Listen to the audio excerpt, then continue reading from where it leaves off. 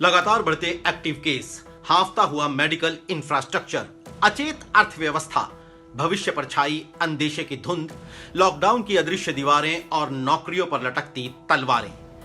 India में corona virus के असर को अगर चंद शब्दों में बयां करना हो तो वो चंद शब्द कुछ ऐसे ही होंगे, डरावने और उदास।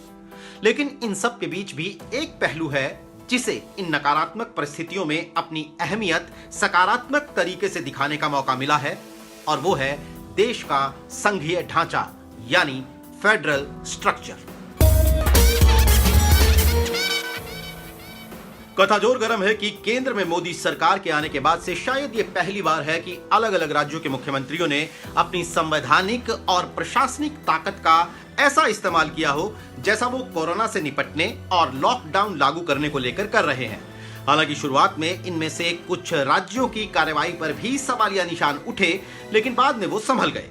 भारत का संविधान अपनी बिल्कुल शुरुआत में ये कहता है कि India that is Bharat shall be a union of states, यानी इंडिया अर्थात भारत राज्यों का एक संघ होगा, और संघवाद का मतलब है केंद्र और राज्यों के बीच संवैधानिक तौर पर शक्तियों का विभाजन। अब आप सोच रहे होंगे कि भाई ये कोरोना की आफत और राज्यों की ताकत का आपस में क्या रिश्ता है, तो मैं आपको याद दिलाता हूं। 9 अप्रैल दोपहर 1:35 पर ओडिशा के मुख्यमंत्री नवीन पटनायक ने एक ट्वीट कर एक वीडियो स्टेटमेंट जारी की, जिसके मुताबिक ओडिशा में लॉकडाउन 30 अप्रैल तक बढ़ा दिया गया। हैरानी की बात है कि ओडिशा में कोविड-19 के आंकड़े ज्यादातर राज्यों के मुकाबले कम हैं, लेकिन वो लॉकडाउन बढ़ाने वाला देश का पहला राज्य बन गया। यानी नवीन बाबू ने ये फैसला लेने के लिए प्रधानमंत्री नरेंद्र मोदी की उस बैठक का इंतजार भी नहीं किया जो 11 अप्रैल को वो देश के तमाम मुख्यमंत्रियों के साथ करने वाले थे। इसे एक दिन पहले तेलंगाना के मुख्यमंत्री चंद्रशेखर राव ने 14 अप्रैल तक के लॉकडाउन को आगे बढ़ाने के पक्ष में अपना एक इशारा कर दिया था। 10 अप्रैल को पंजाब के मुख्यमंत्री कैप्टन अमरिंदर सिंह ने अपने राज्य में लॉकडाउन 1 मई तक बढ़ाने की घोषणा कर दी। इस दौरान कई और दूसरे मुख्यमंत्री भी लॉकडाउन को बढ़ाने के पक्ष में नजर आए। अब सवाल यह था कि लॉकडाउन के बीच में ही अर्थव्यवस्था और आमदनी की दिक्कतों से कैसे निपटा जाए। तो पंजाब ने कहा कि लॉकडाउन के बीच में ही रबी की फसल की कटाई और किसानों को फसल की बिक्री के लिए राहत दी जाएगी।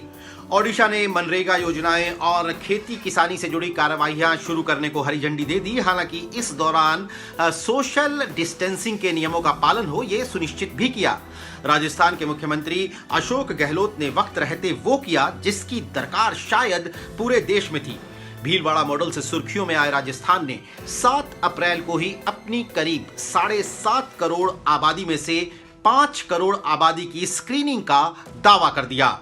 इसके साथ ही सूबे ने केंद्र से राहत का इंतजार किए बगैर कोरोना वायरस के इलाज की ड्यूटी के दौरान मारे जाने वाले कर्मचारियों के परिवारों को 50 लाख रुपए की मदद की घोषणा कर दी। डॉक्टर, नर्सेज के लिए 25 करोड़ रुपए का इंसेंटिव अलग से घोषित किया गया।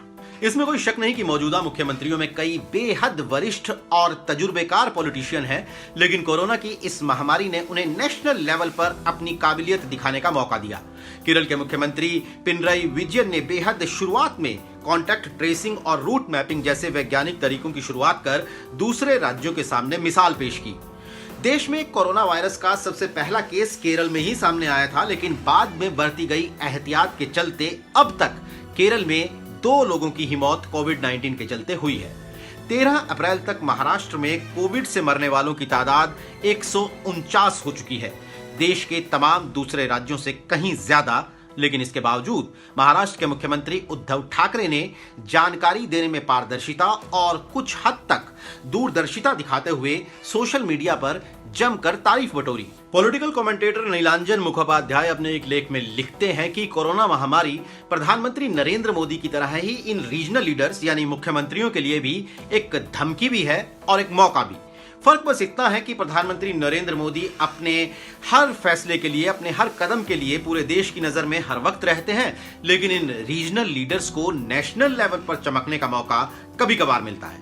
अब आप महाराष्ट्र के मुख्यमंत्री उद्धव ठाकरे को लीजिए। ज्यादातर नेता और मीडिया तबलीगी जमात के पीछे जब राशन पानी लेकर पड़े हुए थे, उस दौरान उद्धव ने सांप्रदायिक वायरस को कोरोना वायरस की तरह ही खतरनाक बताकर सबको हैरान कर दिया। महाराष्ट्र इस वक्त कोरोना के कंफर्म्ड केसेस के मामले में नंबर 1 पर है, लेकिन टोटल लॉकडाउन के दौरान भी उद्धव सरकार की सक्रियता और उपलब्धता की हर जगह तारीफ हुई। कर्फ्यू पास से लेकर हॉटस्पॉट बनाने तक को लेकर दिल्ली के मुख्यमंत्री अरविंद केजरीवाल भी सुर्खियों में रहे। हालांकि आबादी के लिहाज से देश का सबसे बड़ा राज्य उत्तर प्रदेश, वहां टेस्टिंग से लेकर सोशल डिस्टेंसिंग तक को लेकर गंभीरता बहुत देर से नजर आई। उधर पश्चिम बंगाल की मुख्यमंत्री ममता बनर्जी भी खबरों में रही, लेकिन हमेशा की ही तरह केंद्र से खींचतान को लेकर। वैसे कानून व्यवस्था और हेल्थ स्टेट सब्जेक्ट है, लेकिन ऐसे ही नाजुक मौकों पर वो राज्य सरकारों को अपनी अहमियत दिखाने का मौका देते हैं। वैसे आपको याद होगा कि कुछ दिन पहले नागरिकता कानून और एनआरसी को लेकर भी कुछ राज्य सरकारों ने केंद्र सरकार से पंजा लड़ाया था, लेकिन कोरोना से पैदा हुए हालात हमें एक बार फिर याद दिलाते हैं कि हर चीज पर केंद्र का डंडा नहीं चल सकता। इसके साथ ही संघीय ढांचे में जैसे अधिकार हैं, वैसे कर्तव्य भी हैं। विविधता से भरा देश है हमारा, हर कोने की अलग अलग जरूरत है। तो ज्यादा एक्शन और असरदार फैसले लोकल लेवल पर ही लिए जा सकते हैं। सब प्रयास करेंगे तभी ये गुलिस्तां सजेगा।